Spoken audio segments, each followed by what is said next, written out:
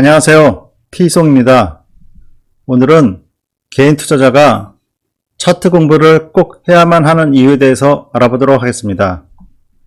다음 세 가지 뉴스를 전해드리도록 하겠습니다. 대신자산운용의 대표가 최근 인터뷰한 내용인데요. 제가 주저리 적어놨는데 결론은 이 마지막 부분에 있습니다. 퀀트를 변경하거나 투자 대상을 변경할 때 매니저의 주관적 판단이 아닌 수치로 분석된 알고리즘 결과를 추종하는 것이라고 했습니다. 대신 자산운용이면 전문가 집단이라고 할 수 있는데 이 전문가 집단에서도 인간 매니저의 주관적 판단은 배제한다는 내용입니다. 다음 두 번째 뉴스인데요. 12일 CNBC에 따르면 골드만삭스의 조지 공동 최고 투자 책임자는 샌프란시스코에서 연 컨퍼런스 중 회사 전체 근로자의 25%인 1만 명이 개발자라고 말했습니다. 이 1만 명이 전부 다 퀀트 쪽 관련자는 아닐 것이지만 상당수가 그쪽 분야라고 판단합니다.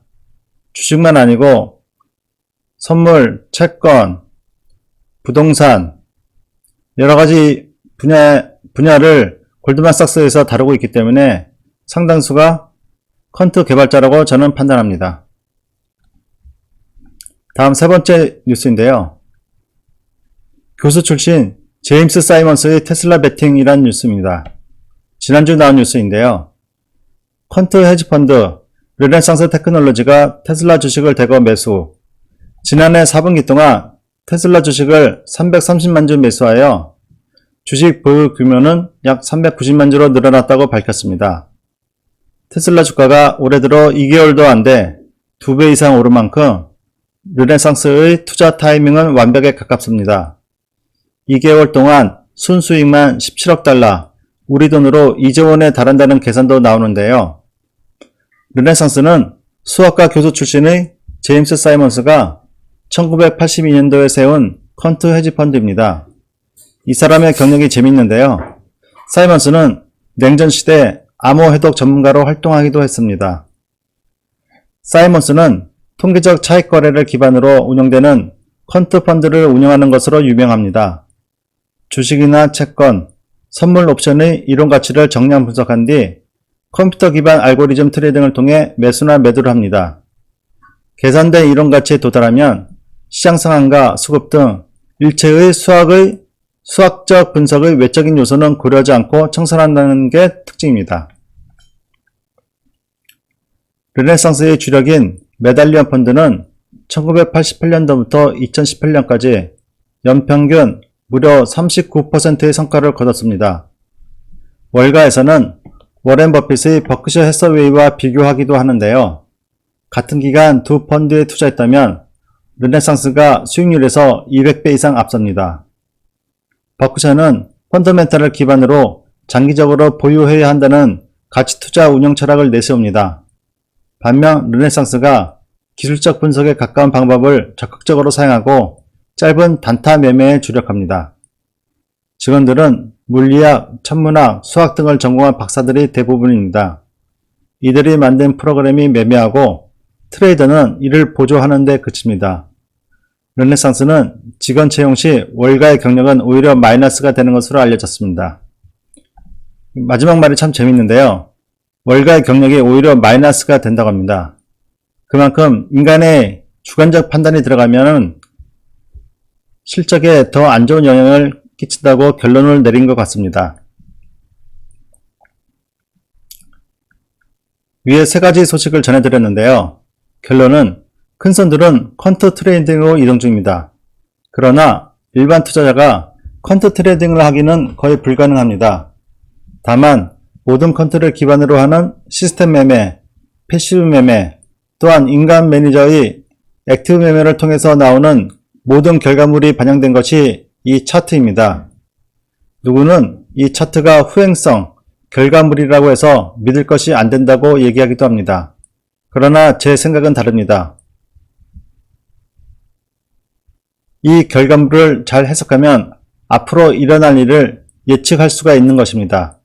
물론 이 예측이 100% 맞는 건 아니고 주식시장의 변수가 워낙 많아 틀릴 수가 있지만 제대로 이해하면 큰 손실을 막을 수 있습니다. 이 말이 참 중요한데요. 제대로 이해하면 큰 손실은 막을 수 있는 것입니다. 예를 들어서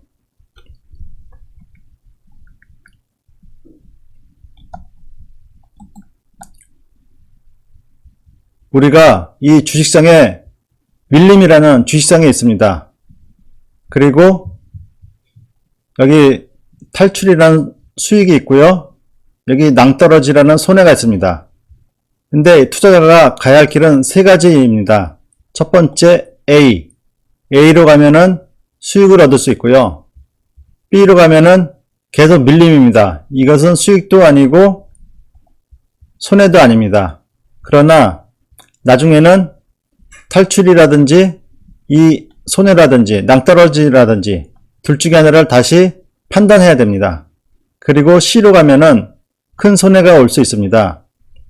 자, 그런데 지금 이 밀림에서 여러분들이 차트라는 지도를 가지고 있다고 가정해 봅시다. 근데 그 차트가 우리나라 말로 되어 있으면 참 좋을 텐데 불행히도 포르투갈어로 되어 있다고 가정합시다. 일반 사람들이 보통 포르투갈어를 알 수 있나요? 대부분 모릅니다. 근데 만약에 투자자가 포르투갈어는 아니지만은 포르투갈어와 상당히 비슷한 스페인어를 공부했다고 가정합시다. 그러면은 스페인어를 공부했다면은 100% 정확하게 해독은 안 되지만은 어느 정도 해석은 가능합니다. 그래서 예를 들어 스페인어를 공부했다면은 이 C의 길로 가서 이렇게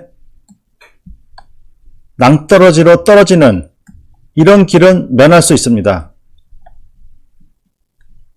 A쪽으로 가지는 못할 망정, 해석이 제대로 안 돼서 A쪽으로 가지는 못할 망정,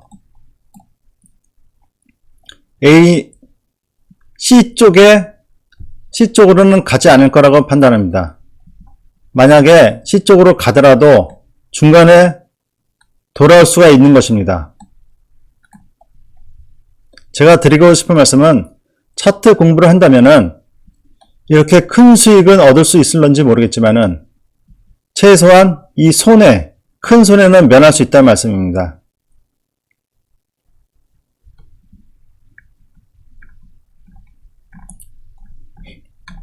그리고 아까 테슬라 얘기를 잠깐 했는데요. 테슬라 참고 삼아 차트를 다시 보도록 하겠습니다. 테슬라 일봉 차트인데요. 차트가 상당히 안정적이고 제가 여러 번 말씀드렸다시피 장기 이동 평균선들이 이렇게 밑에 있고요. 단기 이동 평균선이 이 위에 있는 게 이런 게 강세 종목이고 상승하기가 쉽습니다.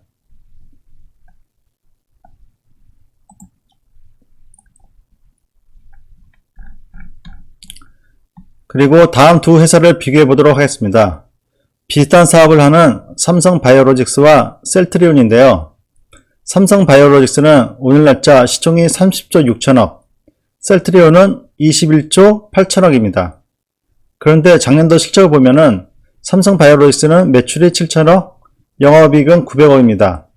셀트리온은 1조 1천억이고 영업이익은 3,700억입니다. 셀트리온이 훨씬 매출도 많고 영업이익도 많은데 시총은 더 작습니다. 물론 주가라는 것이 과거를 반영하는 것이 아니고 미래를 반영하기 때문에 더 성장성이 있다고, 삼성바이오로직스가 더 성장성이 있다고 해서 투자자들이 이쪽으로 몰려있는 건데요. 그럼 다음 두 회사의 차트를 보도록 하겠습니다.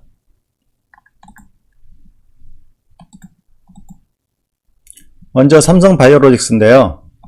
지금은 고점에서 15% 정도 내려왔지만은 만약에 이때 차트를 보면은, 이 당시의 차트를 보면은 상당히 안정적입니다. 여기도 장기 이동 평균선이 밑에 있고요. 단기 이동 평균선이 다 위에 있습니다. 이런 주식들이 궁극적으로 상승이 빠르게 오고 안전한 것입니다. 셀트리온을 보도록 하겠습니다. 셀트리온 이 당시의 차트를 보면요. 장기 이동평과 단기 이동평균선이 전부 다 꼬여 있습니다. 그러니까 방향성을 잡지 못하고 있는 것입니다. 그렇기 때문에 상대적으로 삼성 바이오로직스에 비해서 주가의 상승 움직임이 없는 것입니다.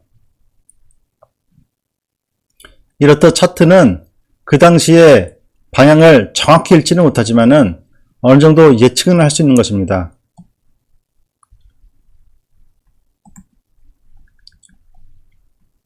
그래서 차트가 정배열이면 강세장이고 차트가 역배열이면 약세장입니다. 차트가 정배열이면 호재에 민감하여 상승이 쉽게 나오고요. 차트가 역배열이면 악재에 민감합니다. 하락이 쉽게 나옵니다. 최근에 내가 주식시장의 하락을 예상한 이유가 코로나 영향으로 기업 실적이 안 좋아질 거란 예측도 있었지만 차트도 많이 참고했습니다. 코스피 일봉을 한번 보시겠는데요. 제가 이날 2월 18일부터 주식시장의 분위기가 심상치 않아서 제가 조심하자는 얘기를 했었는데요. 바로 이유는 지난번에도 말씀드렸다시피 헤드앤숄더의 영향이 나온 것이 큽니다. 그리고 이렇게 상승을 계속 이어가던 주가가 이 당시에 주가가 고점이 낮아지면서 하락하는 걸 보고 뭔가 심상치 않다고 느꼈습니다. 물론 차트만 본 것이 아니고 코로나 영향으로 애플의 기업 실적 축소 발표가 아주 결정적인 역할을 했습니다. 결론을 말씀드리겠습니다. 주식시장에서 차트에 대한 정확한 이해는 운전할 때 내비게이션 역할을 해줍니다. 물론 100% 맞지 않고 실 내비게이션처럼 정교하지는 않지만 큰 그림을 보는 것은 가능합니다. 다만 100% 차트만 의존하는 것은 매우 위험하기에 차트를 기반으로 다른 변수, 전체 시황, 산업군의 이해, 수급 등을 고려하면서 투자한다면 투자 실패의 확률을 아주 낮출 수 있습니다.